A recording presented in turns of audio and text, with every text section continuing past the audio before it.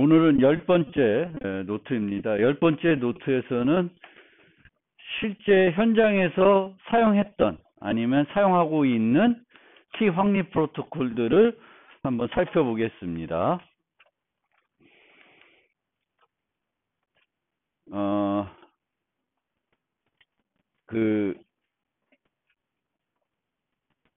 여러분들은 이런 걸 많이 안 할지 모르겠는데, 예전에는 이제 서버 같은, 지금도 뭐 있죠. 서버, 리눅스 서버나 유닉스 서버들이 있고, 그걸 원격에서 이렇게 접속해야 되는 경우가 많이 있었는데, 그때 사용됐던 어떤, 그거의 보안, 옛날에는 그냥 패스워드와, 사용자 아이디와 패스워드 통해서 로그인 했어요, 원격에서.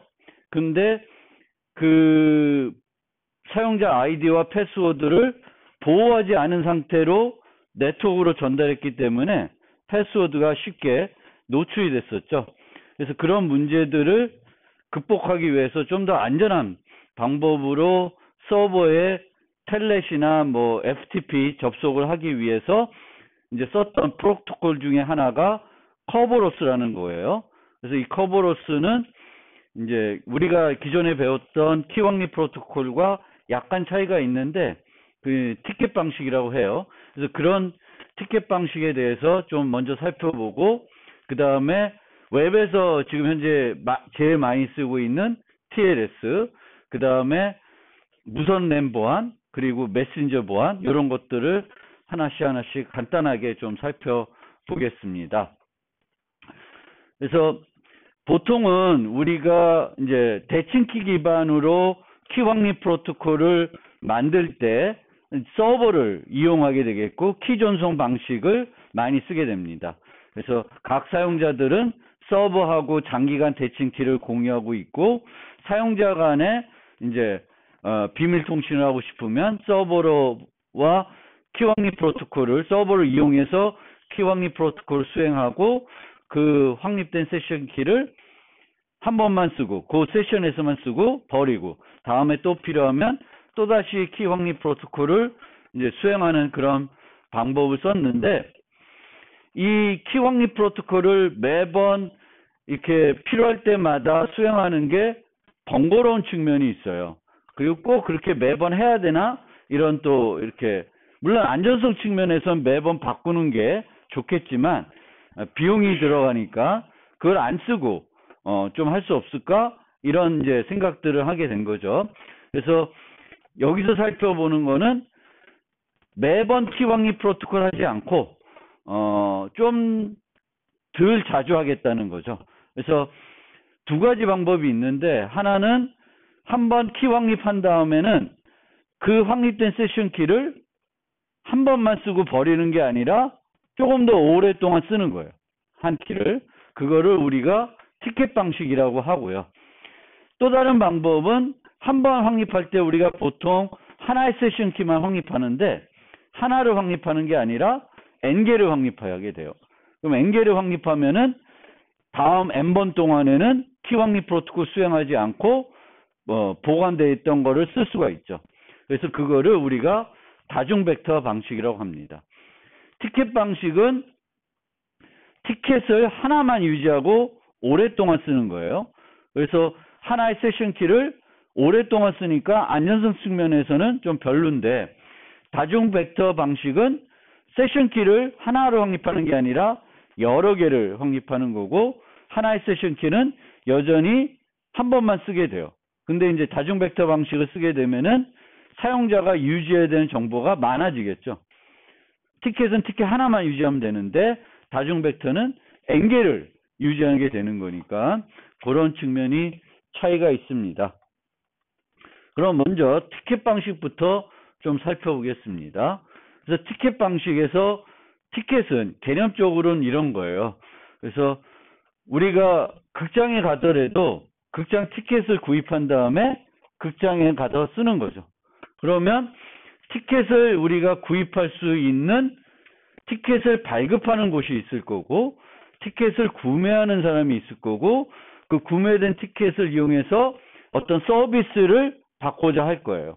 그래서 이 티켓 방식에서는 참여자가 티켓을 발급하는 참여자, 티켓을 발급받고 그 티켓을 이용해서 어떤 서비스를 받고자 하는 사용자가 있고, 그 다음에 서비스를 제공하는, 티켓을 받아서 서비스를 제공하는 그런 서비스를 제공하는 참여자가 있을 수 있습니다. 그래서 원래는 이 둘 간에 이제 한 번 해가지고 한 번씩만 쓰는 게, 이 티켓은 한 번만 극장 보고 끝나는 게 아니라 일정한 시간 동안, 일정한 기간 동안 쓸 수 있게 되는 그런 티켓이 됩니다. 그러니까 일회용 티켓이 아니라 어떤 유효기간이 있어서 그 유효기간 동안에는 계속 쓸 수 있는 그런 티켓이 되는 거예요.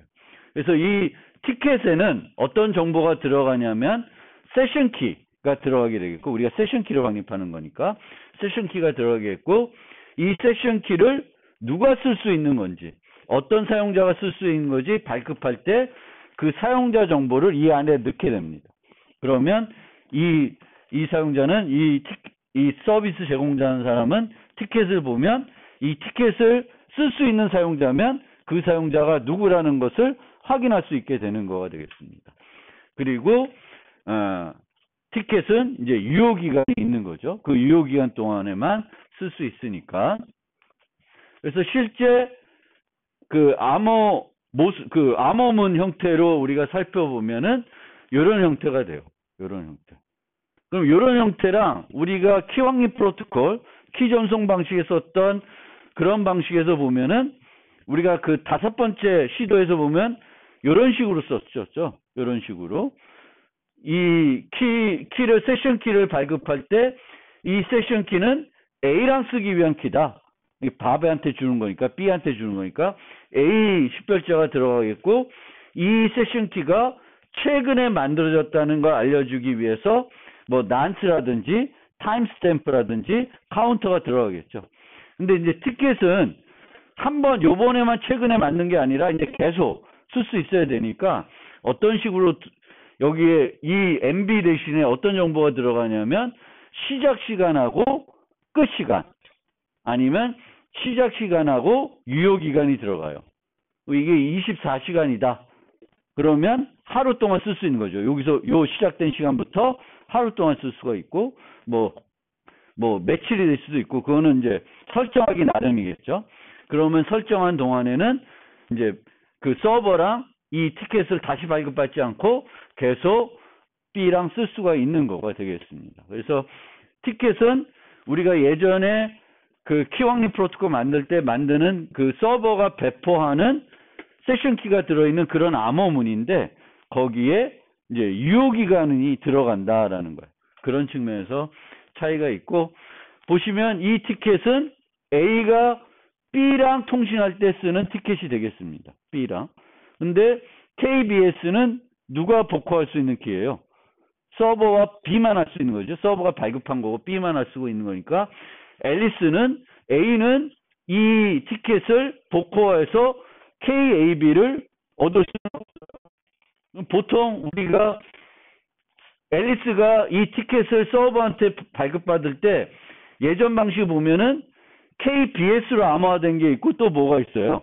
KAS로 암호화된 게 있죠. 티켓에서도 당연히 앨리스한테 KAB를 이런 식으로 만들어서 줘요. 그리고 티켓을 주는 건데, 예전에는 앨리스가 이것을 그냥 밥한테 넘기고 버리면 되죠. 자기가 쓰는 것이 아니니까.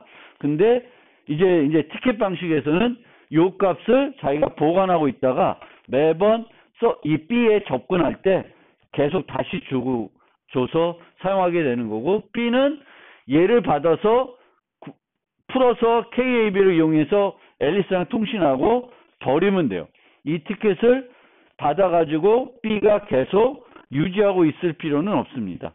다음에 다시 또 A가 통신하고자 하면은 A는 이 티켓을 제공해 줄 거고, 이 티켓을 제공한 다음에 과연 내가 지금 통신하는 B 입장에서 통신하는 상대방이 앨리스인지 확인해야 되겠죠. 이 티켓을 쓸 수 있는 사용자가 맞는지 확인해야 되는데, 그 확인은 KAB를 알고 있나 없나를 통해서 확인하게 됩니다.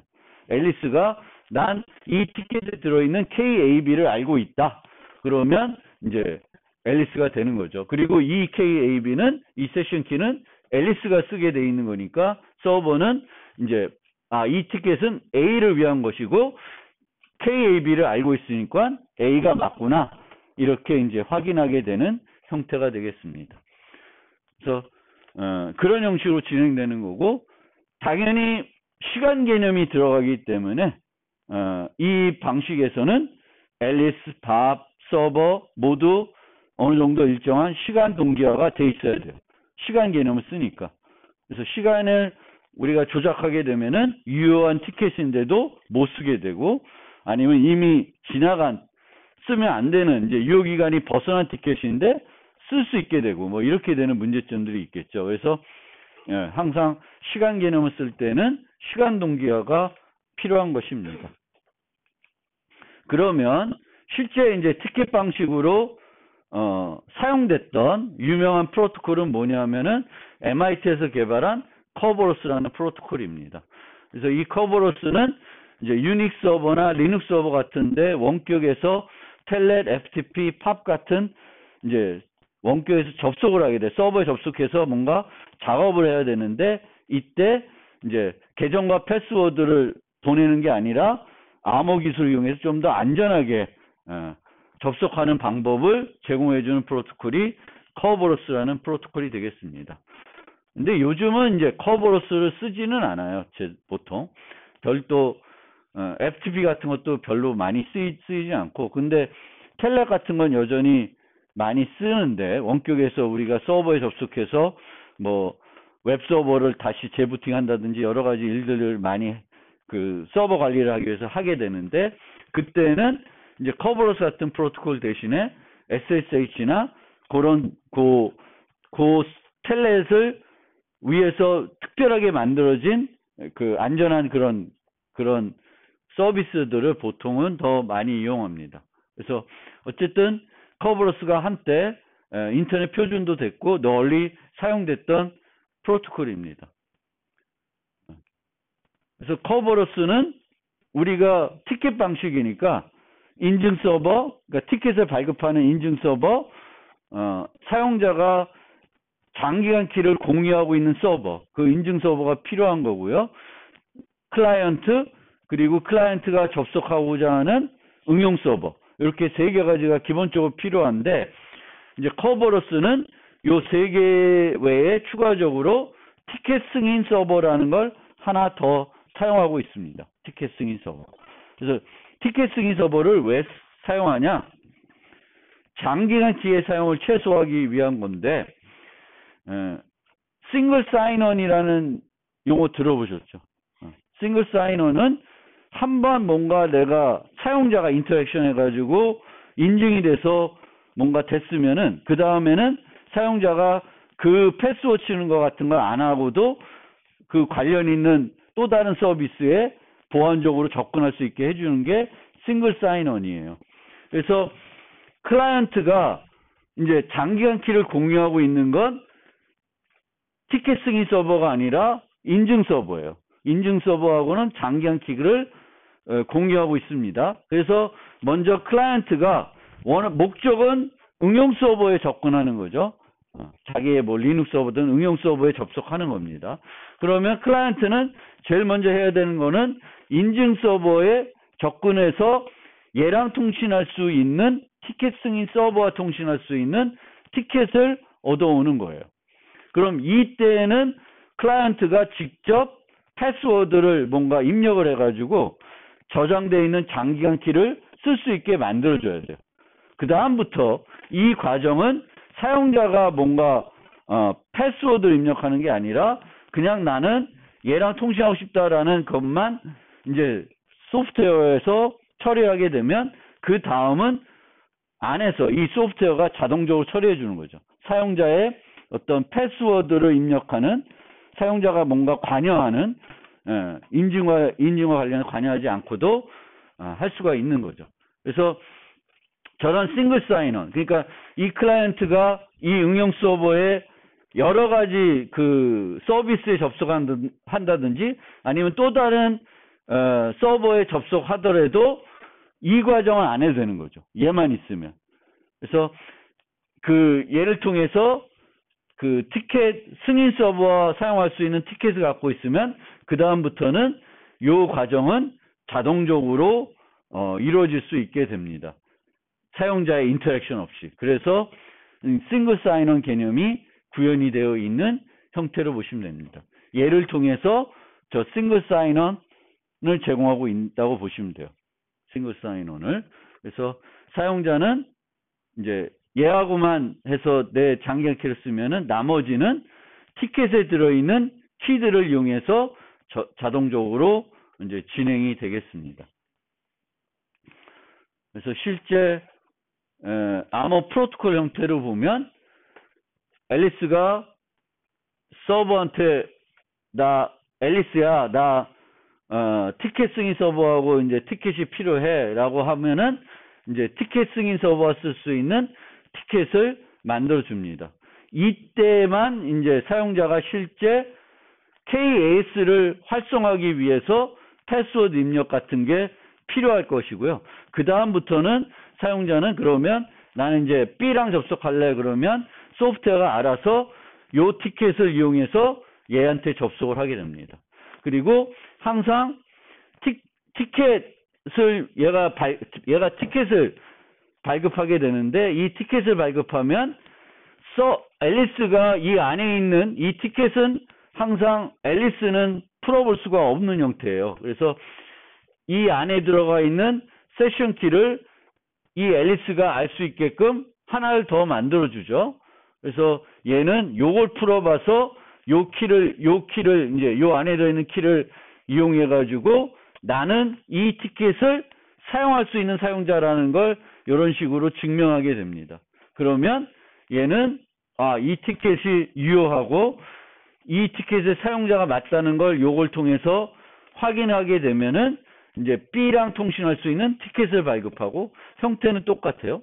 그러면 얘는 또 이걸 풀어서 이제 이 티켓을 이 B한테 줘가지고 이제 나는 이 티켓을 사용할 수 있는 유효한 사용자라는 걸 또 요 KAB를 이용해 가지고 이제 증명하게 되는 형태가 되겠습니다.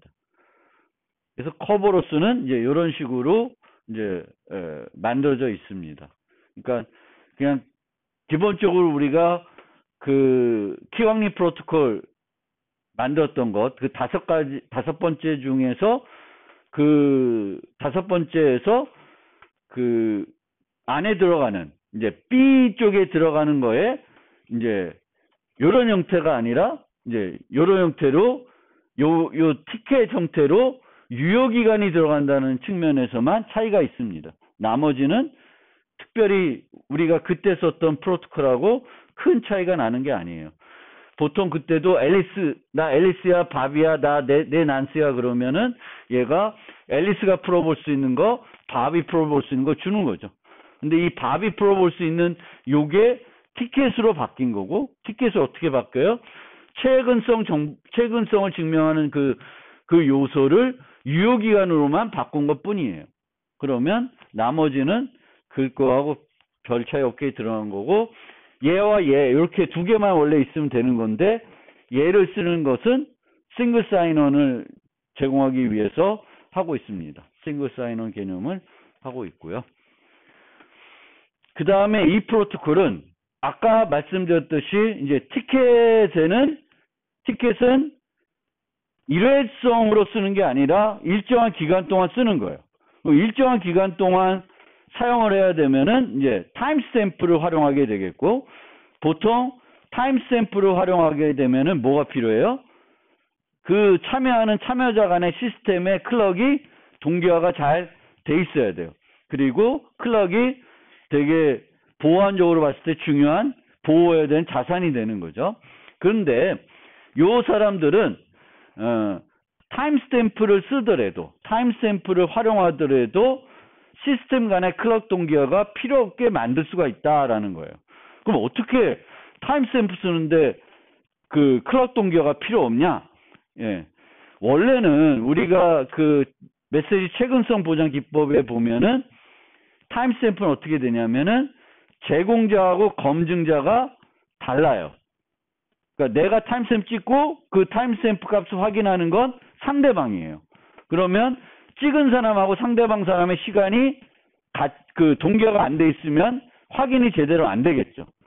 그런데 타임스탬프를 쓰더라도 제공자하고 검증자를 똑같은 사람으로 만들면 내가 내 시간을 찍고 내가 그 찍은 시간을 내가 확인하는 거니까 시간 동기화가 필요 없는 거예요. 어떤 형태로 되냐면은 원래는 앨리스가 서버한테 요청을 하면은 서버가 티켓을 발급받아주고 그 발급받은 티켓을 밥이 확인하게 돼요. 그러니까 얘가 발급하고 얘가 확인하면 둘 간에는 클럭 동기화가 필요한 거죠. 시간을 찍은 사람하고 시간을 확인하는 사람이 다르면은, 그러니까 여기서처럼 얘가 시간을 넣고 요 시간은 얘가 확인하게 되겠죠. 그리고 얘가 요 시간을 넣고 얘가 그 시간을 확인하게 돼요. 그러니까 시간을 넣은 사람하고 시간을 확인하는 사람이 다르면 얘 시간하고 얘 시간이 동기화가 돼야 되는 거죠. 근데 이거는 어떻게 하냐면 앨리스가 요청을 B한테 하면은 B가 이렇게 해서 이 두 개를 받아요. 우리가 원래 했던 것처럼 나 밥이야 나 A랑 통신할 거야 하고 주면은 서버는 세션 키들을 만들어줘요. 그러면 예전에는 요 AS로 되어 있는 이 부분을 그냥 넘겨주고 끝나는데 어떻게 하냐면 얘가 그 다음에 KAB에 대한 티켓을 별도 만들어서 A한테 줘요. 그러면 A는 KAB가 얘가 만드는 KAB가 들어있는데 이게 티켓이 아니라 얘가 티켓이 되는 거예요. 근데 이 티켓은 누가 만들었어요? 서버가 만든 게 아니라 응용 서버가 직접 만들고 있습니다. 그러면 이 시간은 누가 찍은 거예요? 얘가 찍은 거죠. 그리고 나중에 어떤 식으로 쓰냐면은 앨리스가 얘랑 다시 통신하고 싶으면은 요 티켓을 주는 거예요. 그럼 이 티켓에 들어있는 시간을 누가 확인해? 자신이 확인하게 되죠. 그러니까 자신이 만들고 자신이 확인한다. 그러니까 내가 어떤 극장이에요. 극장이 직접 시간을 찍어서 발급하고 나중에 티켓이 오면 그 시간을 자기가 확인하는 거야. 그러면 4시간만 계속 유지가 되면 시간을 확인할 수 있는 거죠. 상대방이 찍은 시간을 내가 확인하는 게 아니라 내가 찍은 시간을 확인하는 거예요. 그래서 좀 어떤 순서를 바꾼다든지 하면은 타임스탬프를 쓰더라도 반드시 꼭 시스템 간의 클럭 동기화가 필요한 건 아니에요. 그러니까 제공자와 검증자를 같게끔 만들면은 이제 그런 게 필요 없다라는 게 요 프로토콜이 보여주고 있는 하나의 요소입니다. 그래서 시간을 쓴다고 항상 시간 동기화가 필요한 건 아닙니다. 그 다음에 다중 벡터 방식을 좀 설명드리겠는데 그 티켓 방식은 하나의 티켓을 발급받아 가지고 그 티켓을 일정 기간 동안 쓰는 거고 그 티켓을 누가 유지하냐면 클라이언트가 유지해요. 클라이언트가 유지해서 서버에 접속할 때 티켓을 제시하고 난 이 티켓을 사용할 수 있는 사용자가 맞다는 걸 증명하게 되겠고 그 증명은 티켓에 들어있는 세션 키를 알고 있다고 증명해서 하는 거예요. 다중 벡터 방식은 키 확립할 때 하나의 세션 키를 확립하는 게 아니라 여러 개를 확립합니다. 근데 여러 개를 확립한다고 우리가 생각하면은 어떤 생각을 할 수 있냐면은 그 7장에 보면은 키 확립 프로토콜의 최신 추세를 한번 설명드렸었죠. 그 추세를 한번 생각해 보면은 세션 키를 확립한 다음에 그 세션 키로부터 5개의 키를 만들어요. 그래서 키 확인을 하나 쓰고 2개는 A에서 B로 갈 때 또 2개는 B에서 A로 갈 때 써요. 그 얘기는 하나의 세션 키를 우리가 확립한 다음에 얘를 직접적으로 쓰는 게 아니라 얘로부터 내가 10개든 20개든 30개든 키를 만들어서 쓸 수 있어요. 그러니까 하나만 보관하고 있다가 요번에는 요거를 이용해서 만든 첫 번째 키 쓰자, 두 번째 키 쓰자 그러면 얼마든지 여러 개를 쓸 수 있습니다. 그런데 그렇게 하는 건 아니고 얘는 실제 그 키를 확립할 때 하나를 주는 게 아니라 여러 개를 줘요. 그러니까 요런 형태를 하나만 주는 게 아니라 n개를 주겠다는 거고, 그 하나를 우리는 여기서는 벡터라고 그러는 거예요. 벡터. 그래서 여러 개를 주는 거예요. 근데 여러 개를 주면 어떤 문제가 있을까요? 여러 개를 주면 통신 비용이 들겠죠, 우선은. 그러니까 간단히 티켓 하나 주는 거랑 티켓을 뭐 20개, 30개 주는 거는 차이가 크겠죠. 그 다음에 이 30개를 아까 티켓처럼 하면 누가 유지해요? 클라이언트가 유지해야 되죠. 그럼 클라이언트가 30개를 유지하는 게 또 번거로울 수가 있어요. 그래서 그런 측면이 있습니다. 그럼 실제 다중 벡터 방식을 어디서 썼냐 하면은 유럽에서 쓰는, 우리가 쓰는 핸드폰에서 쓰는 그 통신 방식이 UMTS입니다. UMTS. 그래서 이 UMTS는 3G 표준이에요. 지금 우리가 5G 쓰고 막 좀 더 있는데 옛날 얘기지만 지금도 비슷하게 크게 차이 나진 않아요. 개념적으로 보면. 그래서 이 유럽에서 썼던 그 3G 이동통신에서 요 핸드폰을 인증해야 될 거 아니에요? 인증을 해서 해야 되는데 그 인증을 위해서 아카라는 프로토콜을 썼습니다. 아카. 근데 이 아카가 어떤 방식으로 동작하냐면 방금 설명드렸던 다중 벡터 방식으로 사용이 돼요. 그럼 흐름이 어떻게 되냐면 이제 유럽은 EU로 돼 있어서 그 나라 간의 이동이 되게 자유롭습니다. 그래서 뭐 비자 발급받고 뭐 이런 거 없이 그냥 여행하러 뭐 주말에 차 끌고 옆 나라로 가고 이런 방식인데, 그러면 나는 영국 사람이에요. 그래서 그 영국 사람이면은 영국에서 핸드폰을 발급받았겠죠. 그럼 영국 내에서의 이 핸드폰의 인증은 그 영국에 있는 이동통신사가 인증을 할 수가 있겠죠. 근데 이 사람이 주말에 이제 그 지하 터널로 이렇게 파리로 놀러 갔어요. 그러면 파리에 가면 영국 이동통신사가 있는 게 아니죠. 로밍을 해야 되는 거죠. 그러면 이제 이 영국 사람의 핸드폰의 홈 네트워크는 어디냐면 영국이에요. 그리고 이 사람이 독일이나 뭐 벨기에나 프랑스에 갔다. 그럼 이제 포린 네트워크에 간게 된 거예요. 외부 네트워크에 들어간 거죠.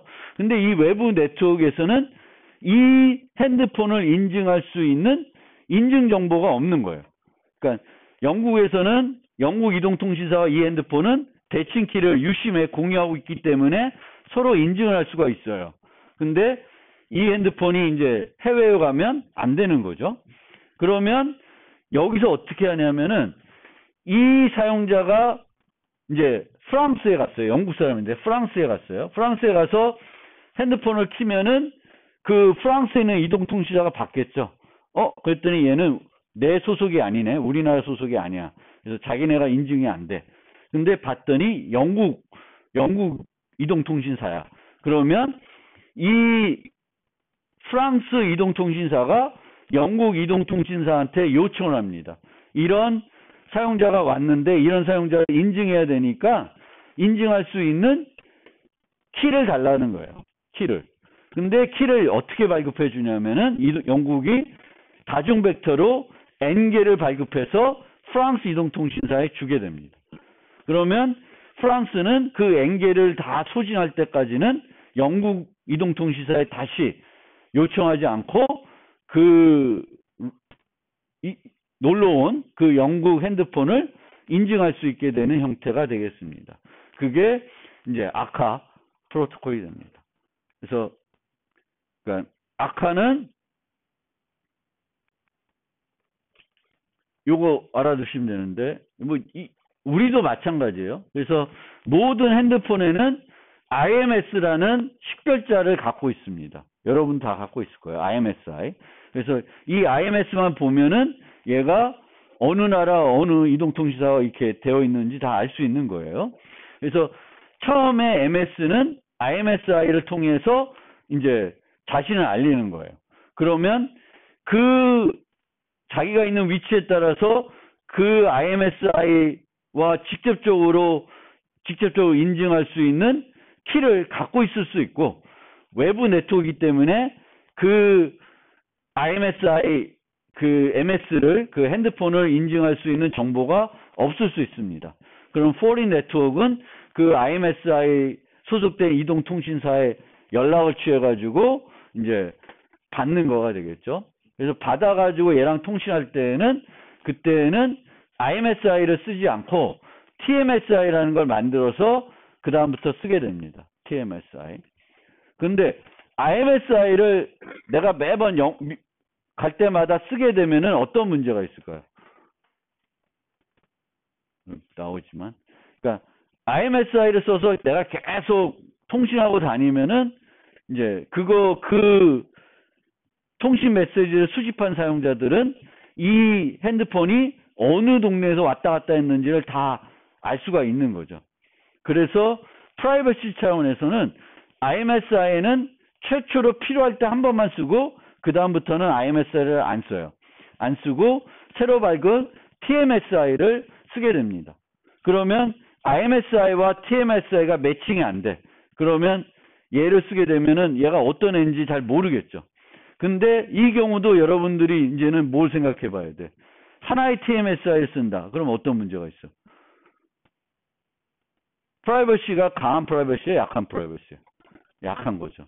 그래서 여러분들은 항상 이제는 배웠으니까 어떤 프라이버시 면에서 어떤 서비스를 쓴다. 그러면 이 서비스가 강한 프라이버시 제공하는 건지 약한 프라이버시 제공하는 건지를 한번 생각해 볼 필요가 있어요.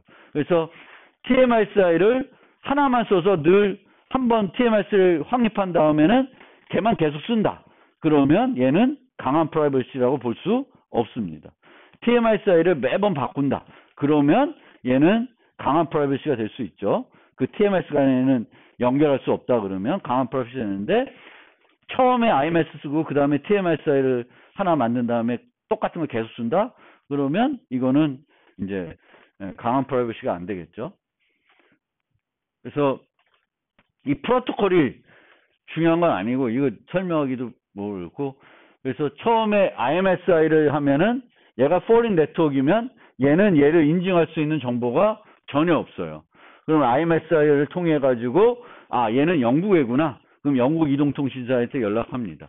근데 이 둘 간의 통신을 너무 자주 하기가 효율적이지 않으니까 어떤 방식을 썼냐 하면은 이제 다중 벡터 방식을 쓴 거죠. 그래서 M개의 벡터를 받아오고 그 M개를 이용해서 매번 얘를 인증해야 될 때마다 하나씩 쓰게 됩니다.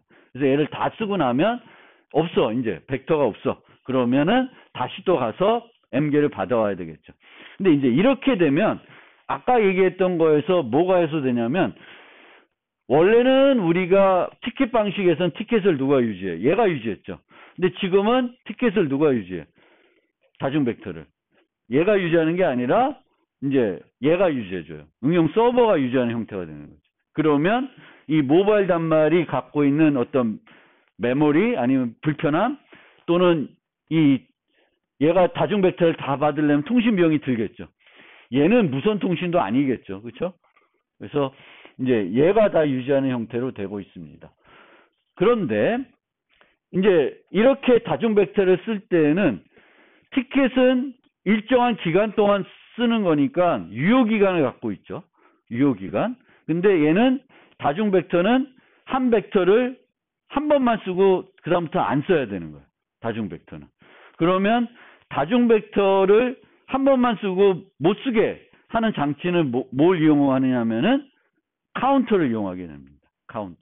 그래서 얘랑 자기 홈 인증 서버하고는 두 가지를 공유하고 있어요. 하나가 대칭키, 장기간 대칭키고, 또 하나가 카운터예요. 카운터를 유지해가지고 여기에 다중 벡터를 발급할 때마다 각 벡터마다 하나씩 카운터 값을 증가시켜서 넣어놓습니다. 그러면 내 카운터 값이 10인데 그 벡터에 들어있는 카운터 값은 7이야. 그러면 이 사람은 안 쓰겠죠. 예전에 썼던 그 다중 벡터가 되니까. 그래서 카운터를 이용해 가지고 그 벡터는 한 번만 쓰고 버리게끔, 그리고 예전에 썼던 벡터를 또다시 안 쓰게끔 하는 거예요. 그래서 벡터들을 한 번만 쓰게끔 하는 장치로는 여기서는 카운터를 사용하고 있습니다. 그래서 좀 비교해 보시면 되고, 그 다음에 TLS 설명할 시간이 되나? TLS는 여러분들이 아마 가장 많이 쓰는 이제 프로토콜이 되겠죠. 그래서 여러분들이 그 브라우저로 어떤 서버에 접속할 때 HTTPS로 바뀌면은 다 TLS를 사용하고 있는 거예요. 그래서 TLS는 웹 브라우저하고 웹 서버 간에 그 암호 통신할 수 있게 해주는 키 확립 프로토콜이 되죠. 그래서 키 확립 프로토콜이 되고, 이제 이 통해서 브라우저가 서버를 또 인증할 수 있게 되죠. 얘가 구글 서버가 맞는지, 또 무슨 서버가 맞는지 그 인증서를 확인하면 되겠죠. 왜냐하면은 이제 뭔가 그 무슨 사이트라 그래? 가짜를 꾸미는 사이트 뭐라고 하죠? 피싱 사이트인가? 그런 사이트들은 유효한 인증서가 없겠죠. 피싱 뭐라 그래? 용어가 갑자기 생각이 안 나네. 어쨌든 그 가짜로 주소 만들어 가지고 이제 구글 사이트가 아닌데 내가 구글 사이트처럼 해가지고 트래픽을 유도할 수도 있잖아요. 그래서 그런 경우에는 걔네들은 그 구글이 갖고 있는 실제 유효한 인증서는 걔네는 없겠죠. 그거를 인증서를 갖고 오더라도 거기에 대응되는 개인키는 그 사이트는 흉내낼 수가 없겠지. 뭐 또 방법이 있을지 모르겠지만 하여튼 그런 것들을 다 이제 해주는 게 TLS가 됩니다. 그리고 이런 TLS처럼 실제 현장에 사용하는 프로토콜들은 암호 알고리즘을 그 프로토콜에 쓰는 암호 알고리즘을 고정해 놓을 수도 있는데 보통은 고정하지 않고 몇 가지 옵션을 줍니다. 그러면 이제 브라우저하고 서버가 처음에 할 때 뭐부터 협상하냐면 어떤 버전을 쓸 건지, 그러니까 어떤 버전을 쓸 건지, 그리고 버전에서 어떤 암호 알고리즘들을 쓰는 그걸 쓸 건지를 협상하게 돼요.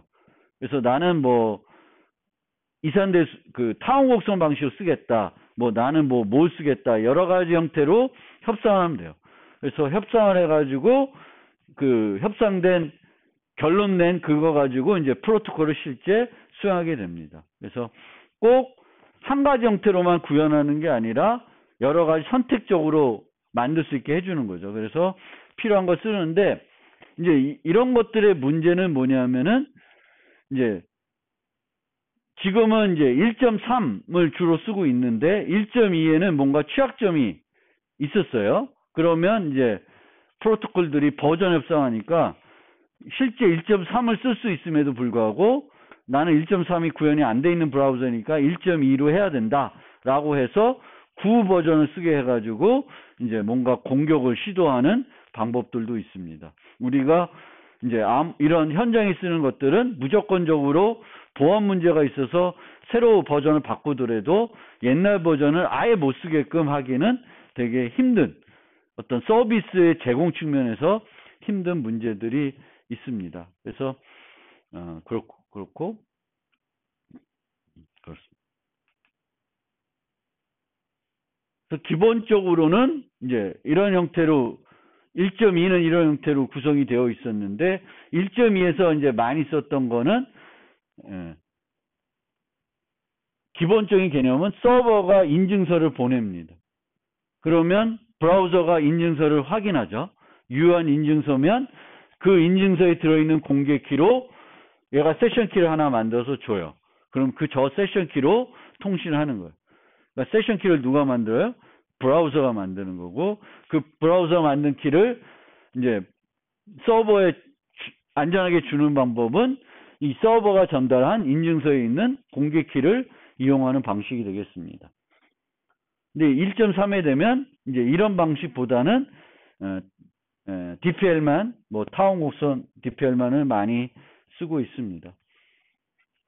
그래서 요게 1.2 때 썼던 방식이에요. 1.2 때. 요게 중요한 거죠. K를 얘가 만들어서 저쪽에 전달하고 있습니다. 그리고 이제 저렇게 해서 세션 키가 이제 만들어지면 그 세션 키를 이용해서 키를 각각 2개씩 만들어서 양방향으로 다른 키를 쓰게 됩니다. 클라이언트가 서버로 보낼 때 그 사용하는 키와 서버가 클라이언트 보낼 때 사용하는 키가 이제 다른 거죠. 그렇게 해서 쓰고 되겠고, 이제 1.2에서는 two pass backend encrypt 방식을 쓰고 있어요.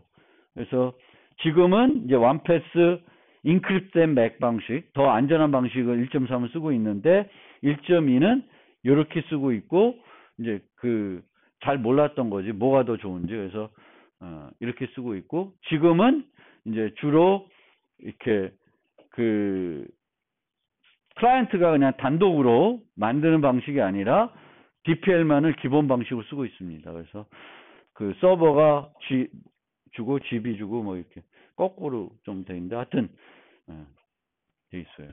근데 이 1.3에서 이제 DP 헬만을 하는데, DP 헬만을 기본적으로 하면 뭐에 취약해? 중간자 공격에 취약하죠.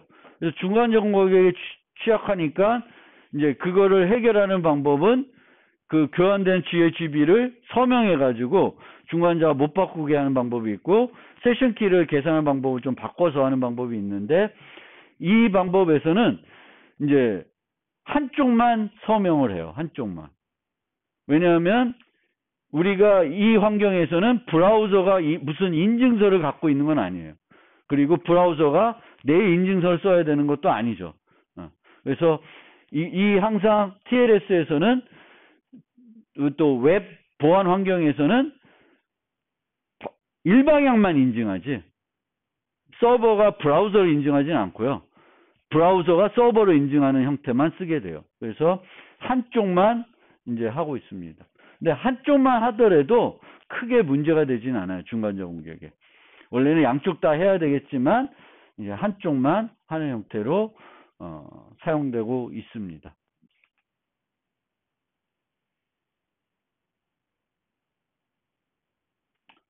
뭐 그냥 그 정도 이해하시면 되겠습니다. 나머지 부분은 시간 관계상 내일 좀 더 설명드리고 다음 챕터로 넘어가겠습니다.